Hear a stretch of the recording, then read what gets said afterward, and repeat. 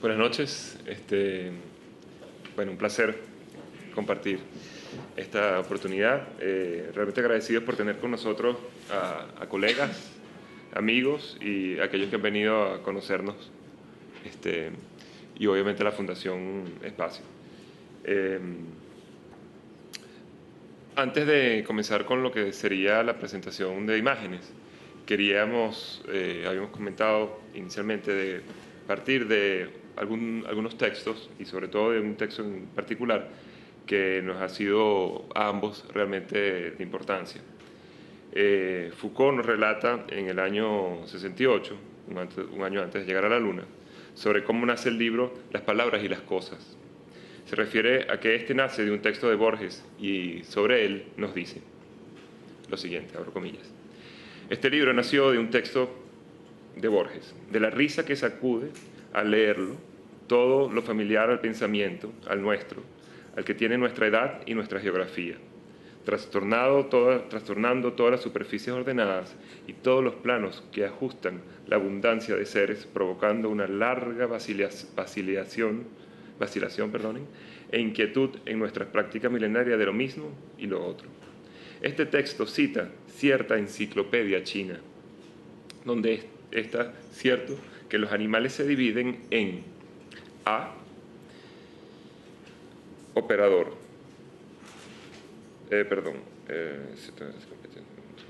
pertenecientes al operador, B, embalsamados, C, amaestrados, D, lechones, E, sirenas, F, fabulosos, G, perros sueltos, H, incluidos en esta clasificación, I, que se agitan como locos, J, innumerables, K, dibujados con un papel finísimo de pelo de camello, L, etc., M, que acaba de romper el jarrón, N, que de lejos parecen moscas. En el asombro de esta taxonomía, lo que se ve de golpe, lo que por medio del apólogo se nos muestra como encanto exótico de otro pensamiento, es el límite del nuestro, la imposibilidad de pensar esto. Un poco más adelante dice Foucault, justo al darles un lugar aparte, la enciclopedia china localiza sus poderes de contagio. Distingue con todo ciudadano entre los animales reales que se agitan como locos o que acaban de romper el jarrón y los que solo tienen sus sitios en lo imaginario.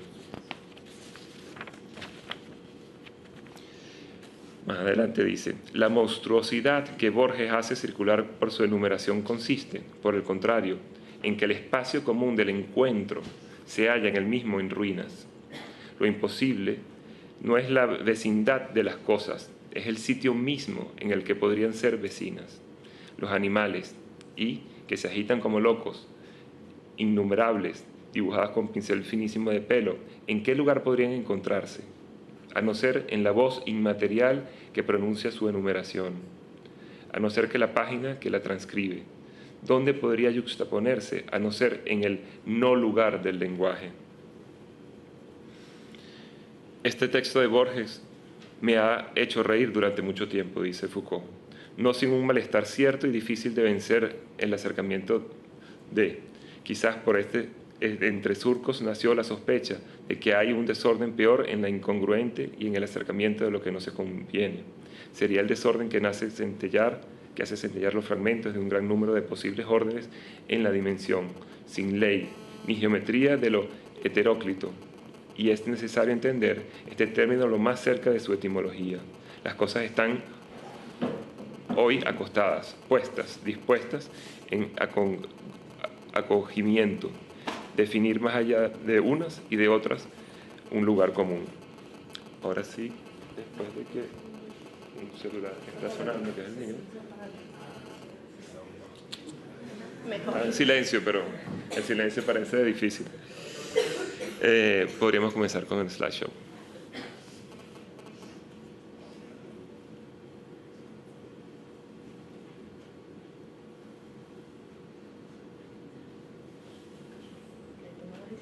Sí, dale.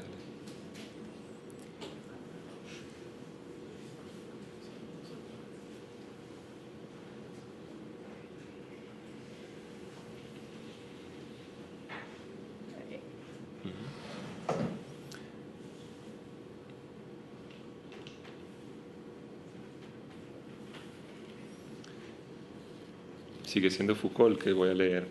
Las heterotopías inquietan, sin duda porque minan secretamente el lenguaje, porque impiden nombrar esto y aquello, porque rompen los nombres comunes y los enmarañan, porque arruinan de antemano la sintaxis, y no solo la que construye las frases, aquella menos evidente que hace mantenerse juntas, una al otro lado o frente a otras, a las palabras y a las cosas.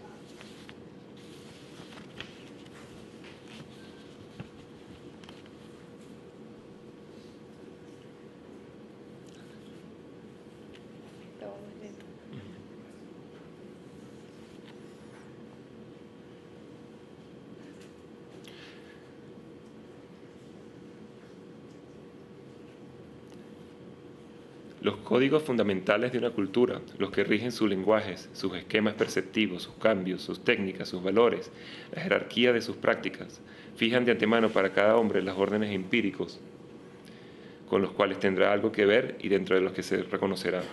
En el otro extremo del pensamiento, las teorías científicas o las interpretaciones de los filósofos explican por qué existe un orden general, a qué ley genera y obedece, qué principio puede dar cuenta de él,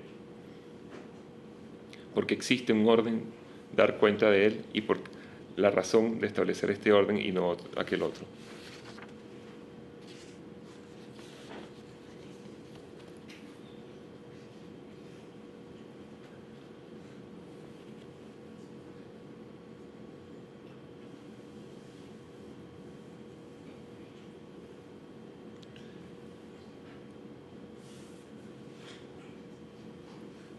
Roland Barthes, en otro libro, El placer del texto y lección inaugural, nos dice: la inconsciencia moderna habla del poder como si fuera uno. Habíamos creído que el poder era un objeto ejemplarmente político y ahora creemos que es también un objeto ideológico. Pero, ¿y si el poder fuera plural, como los demonios?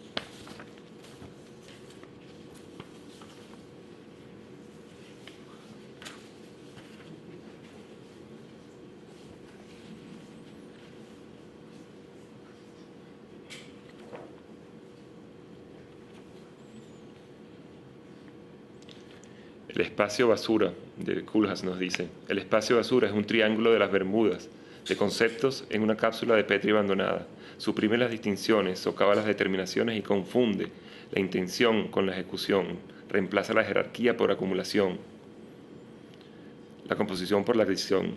Más y más, más es más. El espacio basura es demasiado maduro y destruido al mismo tiempo. Es un colosal manto de seguridad que cubre la tierra con un manto de seguridad con un monopolio de seducción. El espacio basura es como estar condenado a un jacuzzi perpetuo con millones de tus mejores amigos. Es un enmarañado imperio de confusión que funde lo elevado y lo mezquino, lo público y lo privado, lo derecho y lo torcido, lo atiborrado y lo famélico, para ofrecer un mosaico interrumpido de lo permanentemente inconexo, siendo aparentemente una apoteosis especialmente grandiosa, el efecto de una riqueza en su vacuidad terminal, una depravada parodia de ambición que sistemáticamente erosiona la credibilidad de la construcción, posiblemente para siempre. Ahora vamos a ver algunas de las imágenes que tienen que ver ya con los proyectos que hemos hecho. Obviamente lo que estábamos viendo tenía que ver con algunas influencias, referencias que son importantes para nosotros en este proceso. En este proceso que la oportunidad nos ofrece, hemos tenido una experiencia de encuentro. Nuestra aproximación hacia el destejer la trama que se ha configurado luego de algo más de 10 años de trayecto profesional nos ha permitido establecer conexiones y vínculos con trabajos y conceptos que hoy vemos como proximidad más que como alejamiento. Lo que traemos en el saco tiene, además de poca concreción en términos de lo que en la arquitectura esto implica, componentes que nos han significado muchas veces y hemos encontrado complejo. Allí donde la dispersión y la inquietud se desarrollan como ambiguos catalizadores, nos mostramos hoy con esto que presentamos y apreciamos como potencialidad y capacidad como recurso. Hemos así encarnado un plexo de elementos que hoy asumimos como nuestros. Nos hemos apropiado de una referente de referentes e ideas que vienen del contacto, de una contigüidad que nos ha brindado un acercamiento sensible y profundo con la experiencia.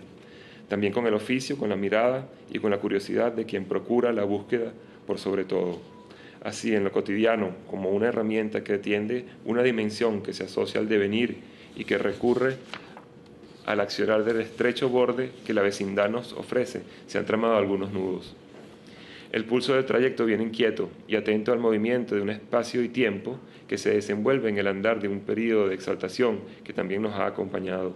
La política, la cultura y los movimientos sociales en el mundo y en el país nos han servido para ver cómo cambiar las cosas y por qué. Así, en la vía del andando recibimos y buscamos asimilar con atención el día a día y sus huellas en otros posibles plazos. Vemos en la pausa de la observación, del paseo, del recreo y también de quien se desplaza incluso hasta buscar los reversos de una mirada lo más amplia posible, un encuentro legítimo o en mejor caso pertinente. Algunas de las preguntas que nos traen hasta aquí y a las cuales nos permitimos exponerles ante ustedes como primer gesto han sido cómplices de buscar en el habitar un centro de acción que se ha vuelto singular en su configuración.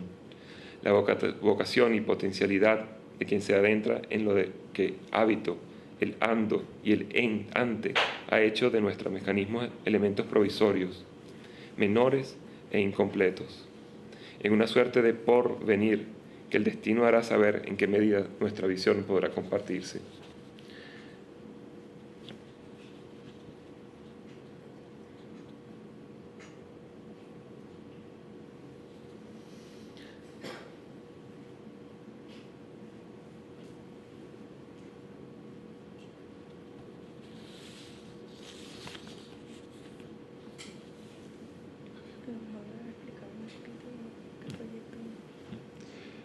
Este es un proyecto en la Ciudad Universitaria de unos cafetines que nos hizo tratar de emplazar lo que representaría ese cafetín tan particular y tan especial que está en el pasillo de ingeniería. Hicimos toda una especie de revisión y análisis de lo que puede ser ese tipo de actividad desarrollada en un sitio como la Ciudad Universitaria de Caracas. Buscábamos afiliar a otros programas posibles a ese uso.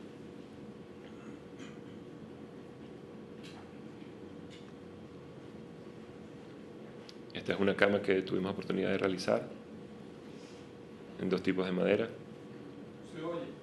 No se oye, ok.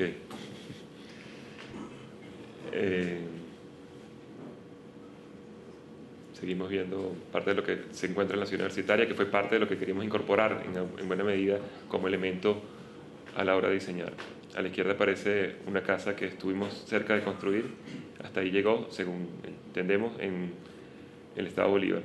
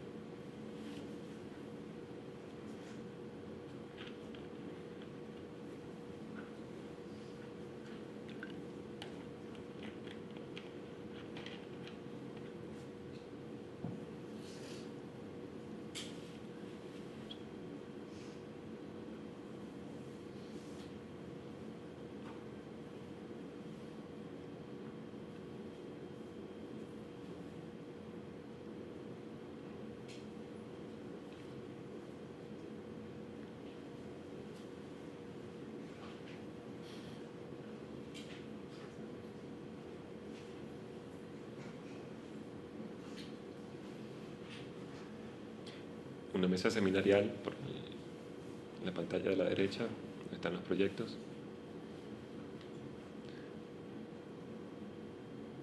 Pero estaba en una casa, entonces no requería poder hacer divisible la mesa. La hicimos en distintos materiales. En este caso, el último proyecto que traemos, que es un programa que se plantearía como habitando. Y es un sistema habitable que se desarrolla en el tiempo.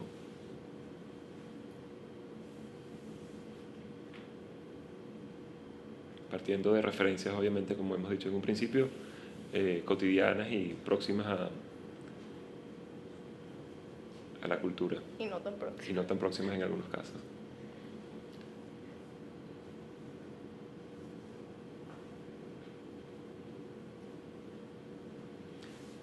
Ese es parte del núcleo básico que después puede ir desarrollándose en 6 escalas distintas y con invariables configuraciones de distribución.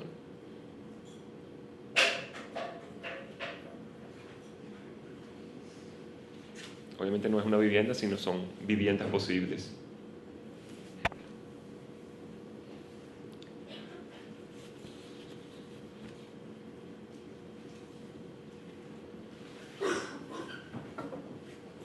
Obviamente con la idea de poder generar una autoconstrucción.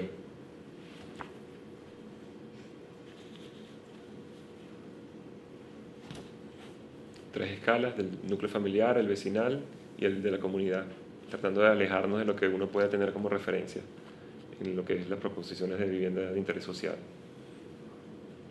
La posibilidad de generar distintos tipos de casas, de configuraciones y distintos estados de desarrollo.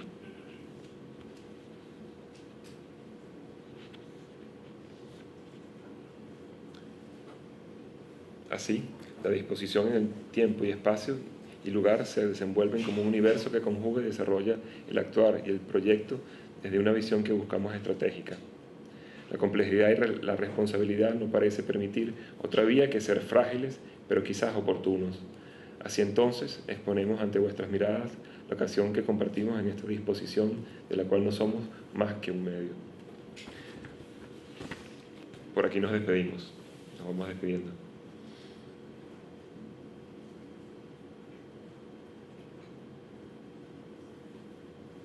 Hablamos de una copresencia gracias a que Sandra Pinardi nos ha instruido en muchas de las cosas que hemos visto.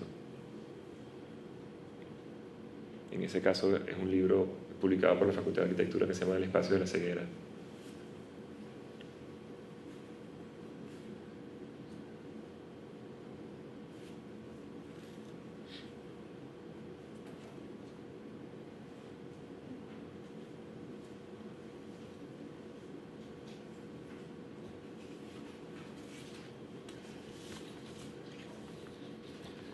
Nuestra cultura es, podríamos decir, una cultura de apropiación semántica, una cultura narrativa en la que toda experiencia se realiza y concluye estructurándose como una significación que está haciendo, que se está elaborando constantemente, que se espacializa.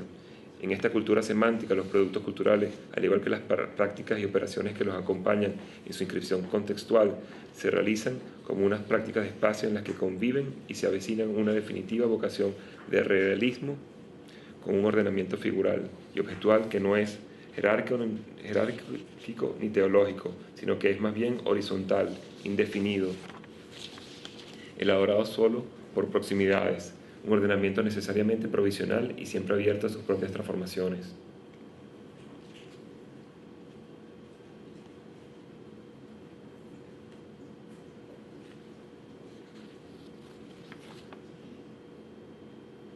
Estas prácticas de espacio proponen e imponen una noción y una experiencia del espacio que no se encuentra descrita ni comprendida en ninguno de nuestros modos tradicionales de pensar y entender el espacio.